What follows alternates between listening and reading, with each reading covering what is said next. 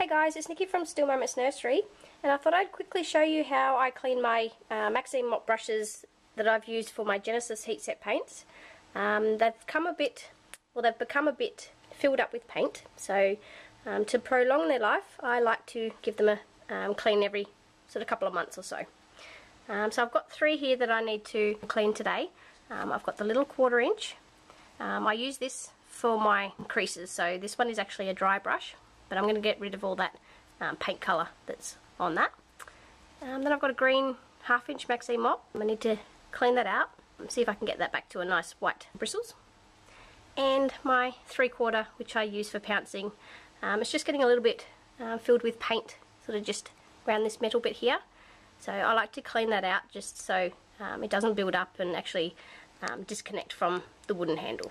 And then what I use the Genesis brush cleaner. I haven't got much of this left, but should be enough to do these. A clean bowl of water, doesn't need to be hot, and just a couple of toothpicks just to sort of work the brush cleaner into the bristles. So I'll start off with the bigger one, and I'll show you how I put on the cleaner and how I use the toothpick, and of course we're going to wash it off in the water.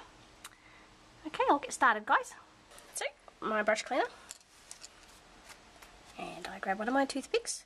You can either go straight in, which is what I prefer, because I like to soak my bristles. So you're just going to pop your brush and just sort of soak up all that brush cleaner.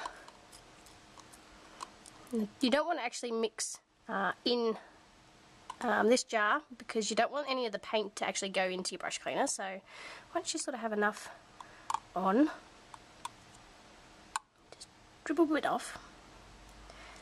And then what I do is I can either grab just the Genesis lid and just work your way, just sort of mix in that brush cleaner and try and get it down into your bristles. And you can see the colour coming off and those bristles going back to their natural colour. So just keep moving it around.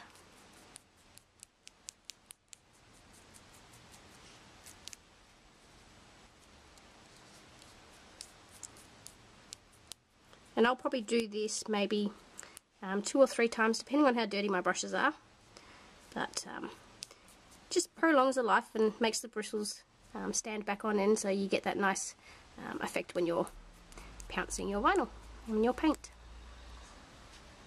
Okay, so I'm going to scrape all that off and just sit that into the lid. Now if this isn't actually too dirty or got too much paint, you can actually reuse that on a couple of your smaller brushes, sort of like your fine liners and your fill bits. Here we go. Try and get as much of that off as you can, and then we're going to go and rinse it in clean water.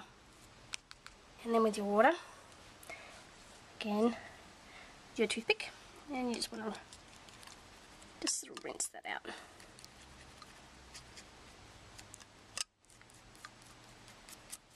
You can do this under a tap if you prefer, which I normally do. I'm just doing it in a bowl just to show you guys. But make sure you get all your brush cleaner out, and you can sort of see it's still got a little bit of red on it, so I'll probably do this one again. But that, once it's dry and once you've got all your brush cleaner out, we'll be ready for pouncing.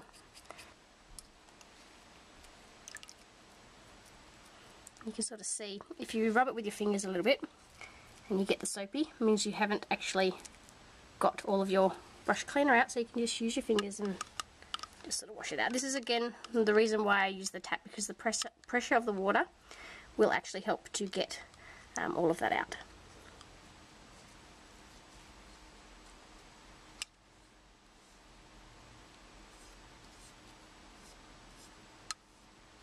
And that's basically how I clean my brush.